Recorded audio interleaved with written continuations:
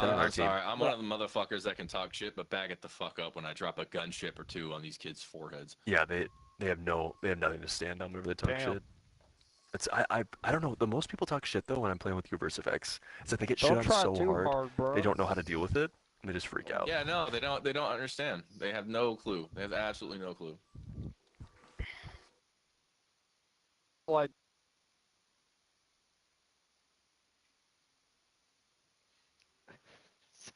They're used to going like +2, +3, having a decent game, feeling good about it, and then they fucking play versus And then FX. They're like, and fuck then my and life. then they, and then they see versus X and their TD is the same fucking decimal in their age. Right. Oh shit. Fucking .13 half an ass. Seriously, they're going so you 7 and get 21. called a cheater at least once a day. You know you're doing something wrong. Day 4 to 8 Right. convective outlook. Oh yeah, they'll love it. NWS Storm Prediction Center, Norman, Oklahoma. Middle. 4:02 a.m. Central Standard Time, Thursday, February 27th, You just 2025. exploded. What Valid the fuck? 021200Z 071200Z. I got it. Discussion. D6/Tuesday, East Texas into the gotta reload. mid/lower Mississippi Fuck. Valley. Oh, A compact I gotta mute that mid-level kid. low will translate east across the southwest on Sunday, which will result in Lee cyclogenesis in the southern/central. High plains, as surface high pressure across the Midwest translates. East, favorable low-level trajectories and strengthening flow across. The Gulf and southern plains will initiate significant moisture. Return across Texas. The initial mid-level low will weaken as it moves across the plains and into the mid-Mississippi Valley on D5/Monday. However, Lee Our border is cyclogenesis just will running around likely with a strengthen with Monday. a Molotov Afternoon, everywhere. as a larger scale trough approaches the southern plains. Shortwave ridging will likely keep the dry line capped on Monday with continued moistening beneath the capping inversion as low level. Moisture advection continues. By 12Z Tuesday, moisture recovery across the western Gulf should be complete with 70F dew points forecast near the Gulf Coast by both GFS. I really want this team to go up against and Grim. ECMWF That would be amazing. ensembles. Confidence in the upper level pattern is Grim is just increasing as the like ECMWF clan tag. and They all wear EC it. ensembles have been And they're usually consistent. pretty good. An And I've never amplified won against them because mid-level it's always pattern been me. I've across never the been in a central and southern team, and they're all pretty good. plains now for several consecutive runs.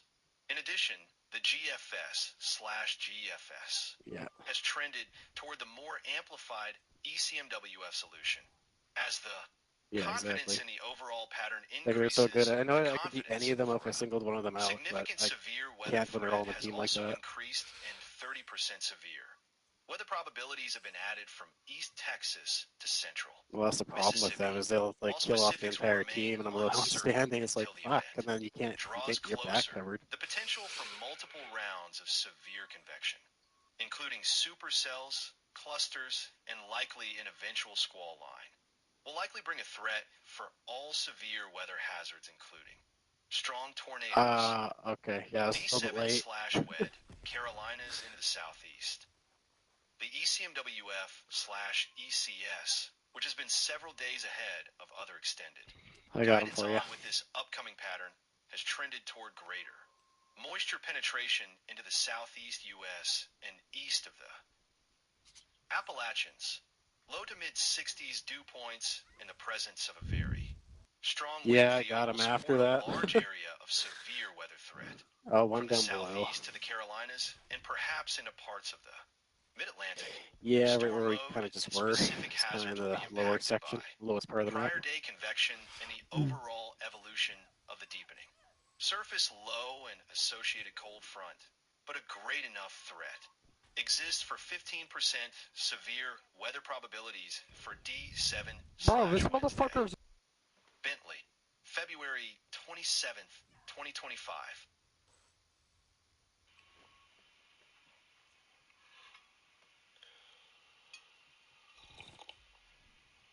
Remember that old guy that was I was playing with you guys? Good morning, yeah, everybody. like This is a live emergency. yeah, that guy was hilarious. That made me laugh. Like his voice and demeanor and everything was just fucking hilarious. this would be next week, It is so Tuesday into stupid. Wednesday. Given the high amplitude of the trough, the favorable trough geometry, and the background climate conditions with La Nina and the warm North Pacific Oscillation, we expected Dixie Alley to come alive in a big way this spring. Surprise! And I consider super outbreak one where there could even be up to over 100 tornadoes. Yeah, Ghost just like So jumped that's over the a ledge, thought he was special being all word that I sneaky use after a for tomahawk in his higher head. potential tornado events when you have conditions that come together for strong, potentially long track tornadoes over a multiple state area. And that happens with these large scale troughs. And the Storm Prediction Center has upgraded the probability to 30%. East Texas, Louisiana, southern Arkansas, into Mississippi. And then on Wednesday, they've added a 15% risk for severe weather across portions of the southeast. We anticipated that the Carolina Piedmont would wake up in a big way coming up this spring. We are going to break down the trough shape in this live update because it's such a favorable trough evolution for big time severe weather. Here are the upper levels. This is 500 millibars here, folks. And look at that barrel, that big-time bowling ball of cold air aloft coming right through the Four Corners region. It brings that strong westerly winds, the mid-level winds over the Mexican plateau there that picks up a mid-level dry slot and then just slingshots that mid-level dry slot over top that moisture downstream of this trough. There you can see the main vortex just to the north of the Four Corners region. Brings that strongest westerly flow right over the Mexican plateau, and that's going to slingshot an elevated mixed layer downstream. You're looking at Tuesday morning.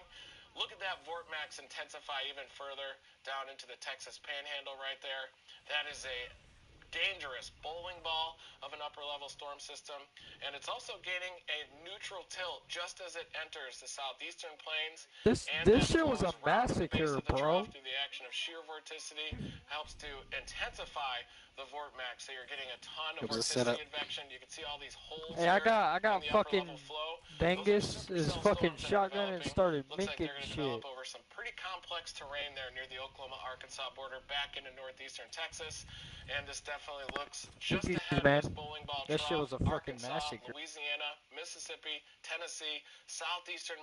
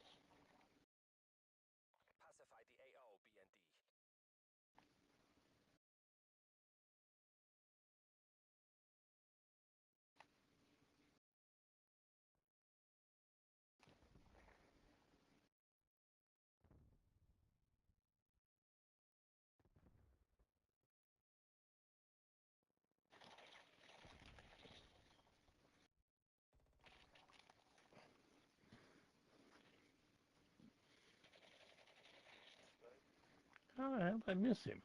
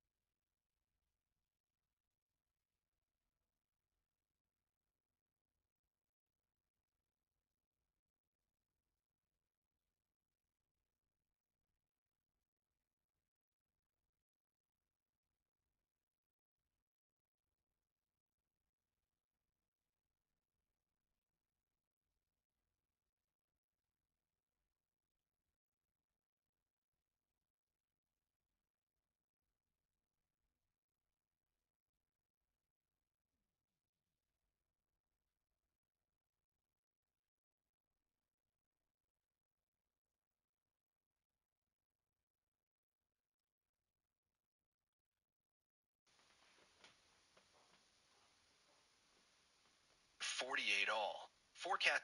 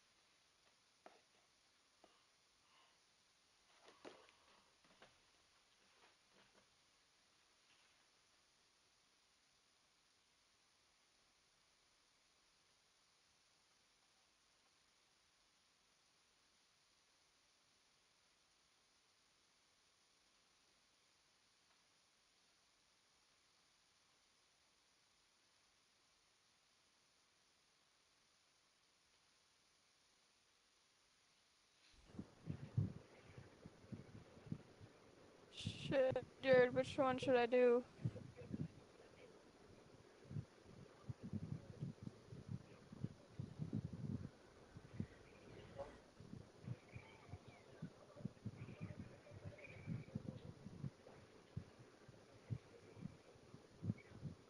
It is.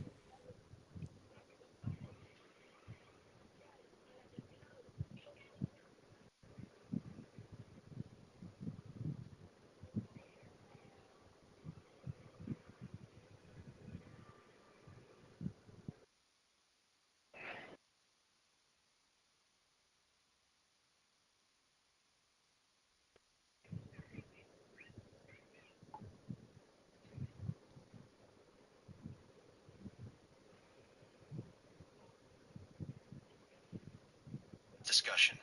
Forecast discussion. ZCZC SWAT 40. Forecast discussion. Damn. ZCZC SWAT 48 all. That's ACUS deep as 48 fuck. KWNS 271002. SBC AC 271002. Day 4 to 8 convective outlook. NWS storm prediction center Norman, Oklahoma. 4:02 a.m. Central Standard Time, Thursday, February 27th, 2025. Valid 021200Z 071200Z. Discussion. D6/Tuesday, East Texas into the mid/lower Mississippi Valley. A compact mid-level low will translate east across the southwest on Sunday, which will result in least cyclogenesis in the southern/central high plains, as surface high pressure across the Midwest translates east, favorable low-level trajectories and strengthening flow across. The Gulf and southern plains will initiate significant moisture. Return across Texas. The initial mid-level low will weaken as it moves across the plains and into the mid-Mississippi Valley on D5/Monday. However, least cyclogenesis will likely strengthen Monday afternoon as a larger scale trough approaches the southern plains. Shortwave ridging will likely keep the dry line capped on Monday with continued moistening beneath the capping inversion as low level. Moisture advection continues. By 12Z Tuesday, moisture recovery across the western Gulf should be complete with 70F dew points forecast near the Gulf Coast by both GFS and ECMWF ensembles. Confidence in the upper level pattern is increasing as the ECMWF and EC ensembles have been consistent with an amplified mid-level pattern across the central and southern plains now for several consecutive runs. In addition, the GFS/increasing as the ECMWF and EC ensembles have been consistent with an amplified mid-level pattern across the central and southern plains now for several consecutive runs. In addition, the GFS/GFS has trended toward the more amplified ECMWF solution. As the confidence in the overall pattern increases, the confidence for a significant severe weather threat has also increased and 30% severe. Weather probabilities have been added from East Texas to Central Fuck you. Mississippi, while specifics will remain uncertain until the event draws closer. The potential for multiple rounds of severe convection, including supercells, clusters, and likely an eventual squall line, will likely bring a threat for all severe weather hazards, including strong tornadoes, D7/WED, Carolinas into the southeast, the ECMWF/ECS, which has been several days ahead of other extended. Guidance on with this upcoming pattern has trended toward greater moisture penetration into the southeast U.S. and east of the Appalachians. Low to mid 60s dew points in the presence of a very strong wind field will support a large area of severe weather threat from the southeast to the Carolinas and perhaps into parts of the mid-Atlantic. Storm No mode shot. and specific hazards will be impacted by prior That's day convection fucking and the wild. overall evolution of the deepening surface low and associated cold front but a great enough threat. Exists for 15% severe weather probabilities for D7/Wednesday. Bentley, February 27th, 2025.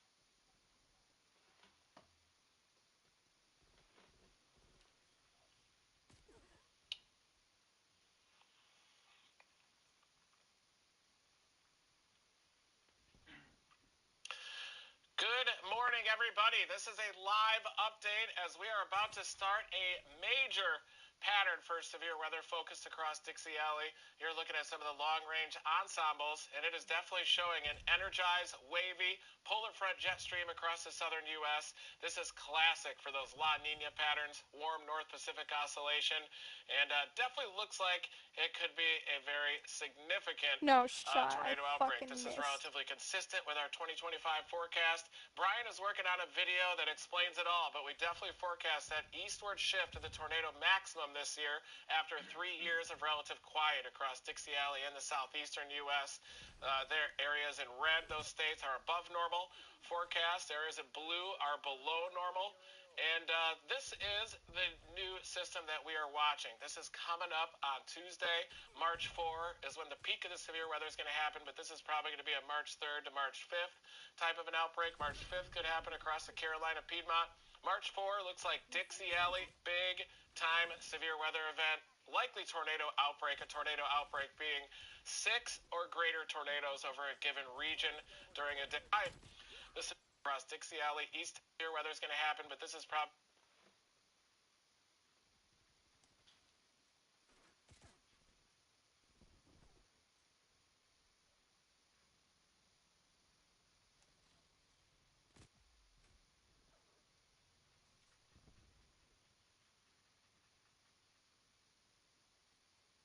You're a bitch.